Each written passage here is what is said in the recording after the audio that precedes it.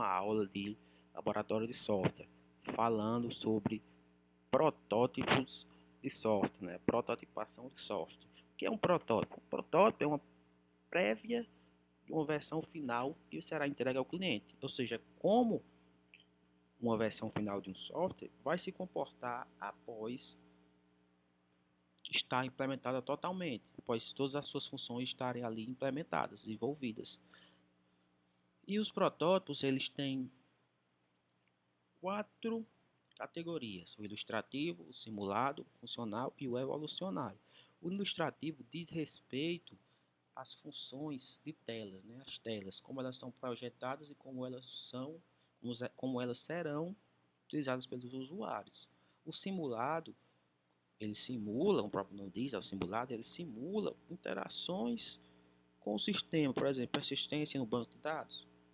O funcional, ele diz respeito como todas as funções serão implementadas e serão requeridas pelo software. E o evolucionário é o tipo de protótipo que começa com uma versão menor do software e vai crescendo à medida que as próximas funções forem adaptadas, forem implementadas.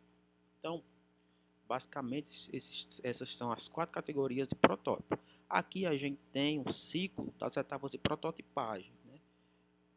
Uma imagem bem conhecida, retirada de um dos maiores livros de engenharia de software da atualidade, né? E aqui ele mostra que é um ciclo. A etapa inicial é ouvir o cliente, entender os requisitos do cliente, diferenciar os requisitos funcionais e não funcionais, já poder implementar no protótipo. A ideia justamente é essa, é que o protótipo tenha erros, para que sejam identificados e na hora da entrega da versão final do sistema, esses erros não estejam mais presentes, porque o protótipo é a parte de correção dos erros. Durante esse ciclo, o protótipo é construído e revisado constantemente, porque um requisito ele está toda hora em fase de mudança. E há sempre testes do cliente. Eu escuto o cliente, eu implemento o requisito, o cliente testa.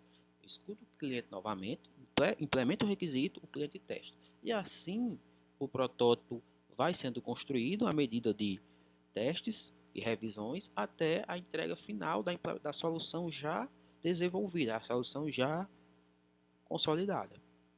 Porém, segundo Somerville, ele verifica a existência de 3 problemas na questão de engenharia para estes modelos. Primeiro que o processo ele não é visível.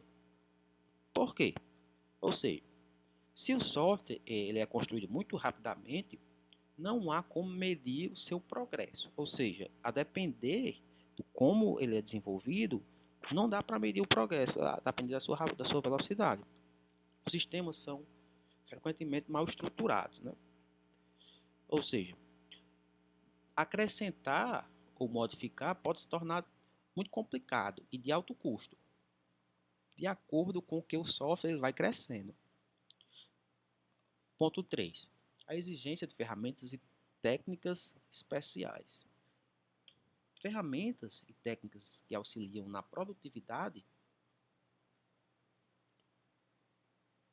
permitem um desenvolvimento mais rápido, mas elas não correm o risco de não serem compatíveis com outras ferramentas e técnicas. Ou seja, pode ocorrer que as técnicas e as ferramentas elas não sejam suficientes para a entrega desse protótipo funcional.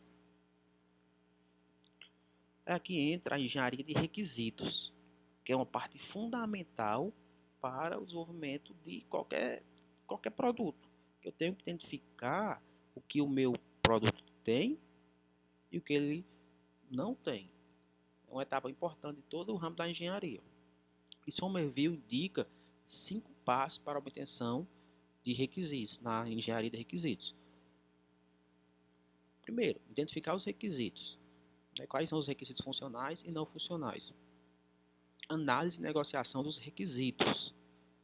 A especificação dos requisitos, após a obtenção dos mesmos, eu faço uma seleção análise e vejo o que é que pode ser implementado, o que é que não pode, a modelagem desse requisito, pode ser gráfica ou não, e a validação dos requisitos, verificar se esses estão de acordo.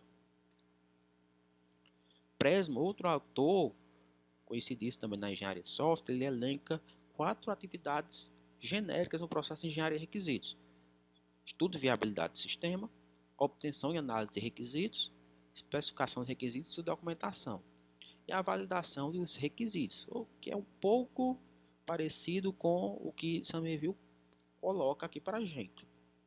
A etapa de requisitos, como a gente viu em muitas aulas, é de fundamental importância, pessoal, porque ela é o norte para toda a construção do sistema, da aplicação, seja lá o que for que estiver sendo desenvolvido. É a partir dos requisitos que eu vou ter uma solução consolidada. Caso os requisitos não sejam identificados antes, ocorre que, após a entrega da versão final do sistema, podem existir bastante inconsistências se os requisitos não forem desenvolvidos de acordo com a realidade e com as ferramentas necessárias. Então, basicamente, resumidamente, todas as aulas que a gente teve sobre requisitos é isso. Obrigado, pessoal.